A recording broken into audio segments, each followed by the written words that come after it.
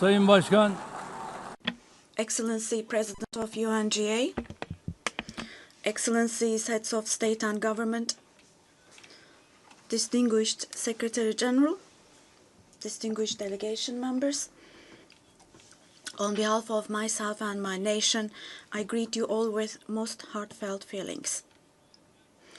I wish for the 80th United Nations General Assembly to bring blessings to all humanity.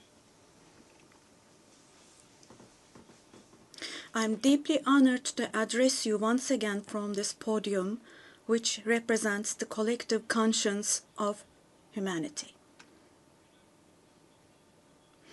I congratulate Mr. Young, who has completed his term as President of the General Assembly, and I wish success to Ms. Baerbock, who has taken over this position. At the outset of my speech, I would like to first express my regret at the absence today of the President of the State of Palestine, Mahmoud Abbas, at a time when Palestine is being recognized by an increasing number of countries. Today, we stand here on this podium. I stand here on this podium alongside my 86 million citizens, also for our Palestinian brothers and sisters whose voices are being silenced. I'd like to thank all the countries who announced that they recognize the state of Palestine, and I call on all the other countries who have not done so yet to do so, to recognize the state of Palestine as soon as possible. Esteemed President, distinguished members, the United Nations Charter was signed in San Francisco 8 years ago, and it entered into force on October the 24th, 1945. I would like to recall here again the first words of the first article of the UN Charter. Quote, "The purpose of the United Nations is to maintain international peace and security," unquote. As we celebrate the 80th anniversary of the UN in this hall, grave events are unfolding in many parts of the world that cast a shadow over the very first words of the UN Charter's opening article.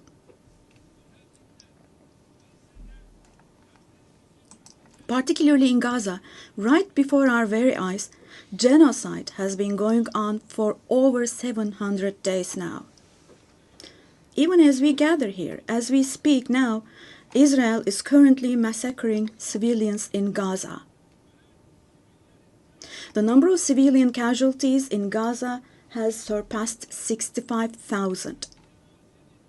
Unfortunately, the number of people who are still trapped under the rubble is not yet known, and more than 20,000 of those who died were children. For the last 23 months, a child has been murdered by Israel in Gaza every hour. Yes, every hour. These are not just figures, dear friends.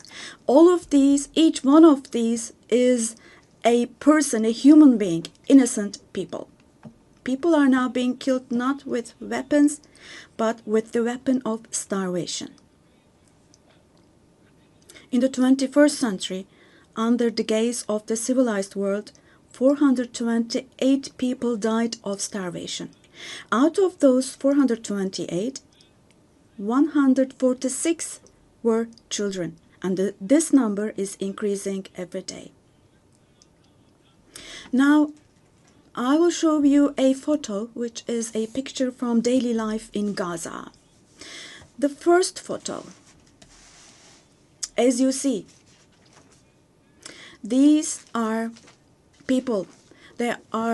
These are women with these cups that they are holding in their hands, cups and buckets. Just feel your conscience and answer the following question. Can we possibly have a reasonable reason for this brutality in 2025? But this shameful picture in Gaza has been unfolding and is being repeated every day for 23 months now. And there are 2.5 million Gazans who live in 365 square kilometers. And every day what happens is they are being dragged from one place to another. The healthcare infrastructure of Gaza is completely collapsed. Doctors have been killed or they have disappeared while under custody. Ambulances have been hit. Hospitals targeted and destroyed. Treatment is not possible. Surgery is not possible. It's not possible to find medications. Now, dear friends, now as Tayyip Erdogan, with a heavy heart, with my heart bleeding here, I am telling you, innocent little ones, just 2 or 3 years old, without hands, arms, or legs, have become, unfortunately, a common sight to see in Gaza.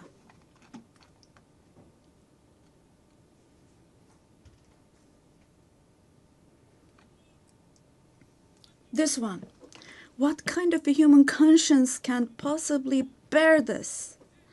Possibly. How can one stay silent vis-a-vis this? In a world where children are dying of starvation and lack of medication, can we possibly have calm and peace? We all are parents. We have children or grandchildren who we dearly cherish.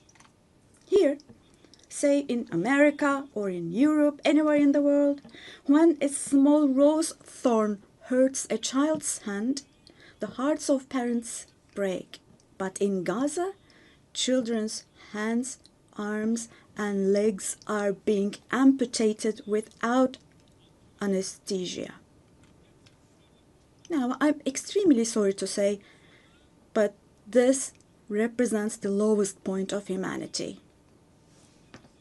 Human history has not witnessed such bloodshed within the last century. All of this is happening before our very eyes. The genocide in Gaza is being broadcast live every moment through the media and social media. So far, Israel has deliberately killed 250 journalists working in national and international media in Gaza.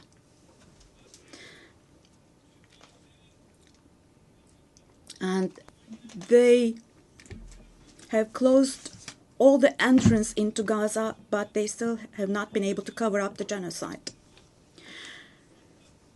I wholeheartedly support Secretary General Guterres because he consistently draws attention to the ongoing genocide in Palestinian territories, and I would like to once again congratulate him for his courage.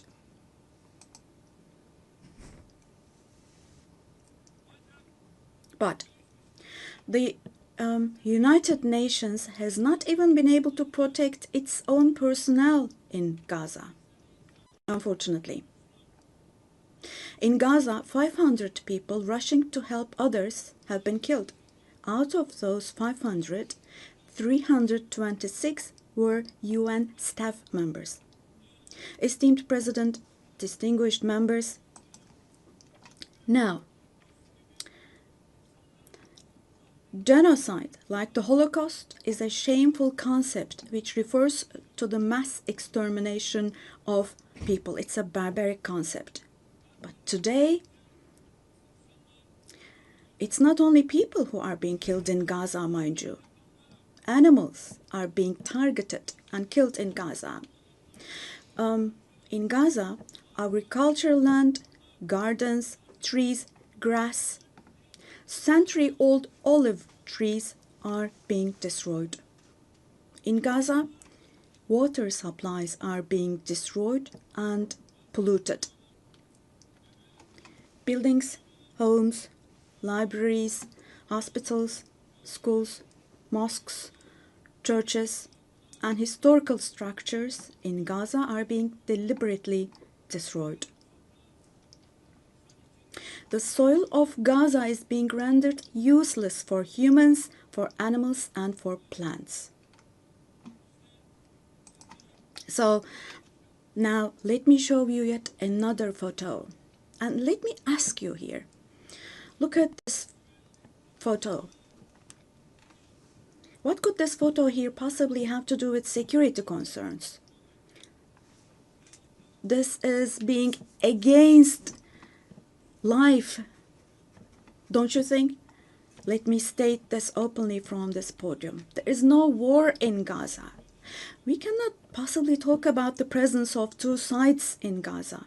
Because in Gaza, on one side, there is a regular army with the most modern, most lethal weapons, and on the other hand, there are innocent civilians, innocent children. This is not fight against terrorism. This is an occupation, deportation, exile, genocide, and life destruction, mass destruction policy carried out by invoking the events of October the 7th. Today, while Gaza is being destroyed under the pretext of Hamas, concurrently, simultaneously, the West Bank, where Hamas is not in power, is also being occupied step by step, and innocent civilians are being massacred through executions. Moreover, Israel is not limiting itself to Gaza and the West Bank only. By launching attacks on Syria, on Iran, Yemen, and Lebanon, Israel is also threatening regional peace. Just recently, an Israeli attack took place against a delegation meeting in Qatar for ceasefire negotiations. The attack on Qatar has also shown that the Israeli leadership is now completely out of control. Netanyahu is not obviously interested in forging peace or releasing the hostages. Not only Israel's neighbors, but all countries in the Middle East are subject to the Israeli government's reckless threats. And we must realize the following. Due to the increasing aggression of Israel, in Europe and the West in general, the values that emerged after the Second World War have been eroded. The most fundamental human rights, such as freedom of expression, freedom of the press, freedom of assembly and protest, women's rights, children's rights, democracy, equality, and justice, have been shelved away. At this point, we all have to see the following truth, my dear friends. The Israeli government, driven by an obsession with the promised lands, is openly threatening regional peace and the shared values of humanity.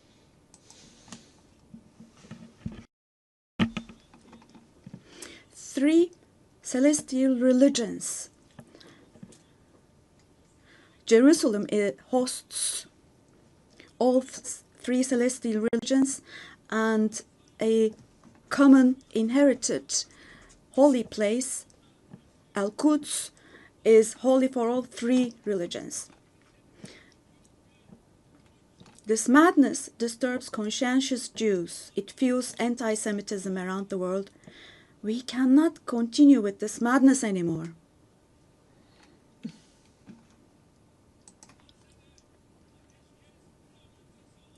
We have to have ceasefire in Gaza as soon as possible. Attacks should stop. Humanitarian aid should be able to enter with no obstacles. The genocide team should be held accountable vis-à-vis international law. And God willing, this will definitely happen. Vis-à-vis the barbarity taking place in Gaza, everyone who is keeping silent is accomplice to this barbarity. From here, I would like to call on all the heads of state and government. Today is the day. Today is the day to stand firm alongside the oppressed Palestinians and alongside humanity. while your peoples back home are reacting to the barbarity in Gaza, do show the courage to take action here. Fulfill your humanitarian duty toward Gaza, where children are raising children. On this occasion, I would like to say the following. There are peoples all around the world who are taken to the streets. Unarmed activists and volunteers from different countries of the world, academicians, students, journalists, everyone, all the defenders of Palestine. I would like to say to them, thank you so much, and clear bows and favorable winds for their actions. Esteemed delegation members, for 13 years, I have spoken to you from this platform about the oppression and conflicts in our neighbor, Syria. Just as I raise my voice today for the oppressed people of Gaza, likely for 13 years, I have also drawn attention to the cries of the Syrians, and here I became their voice and breath as well. The persecution that caused the death of 1 million people and that forced millions more to flee their homeland has, thankfully, become a thing of the past with the December 8th revolution.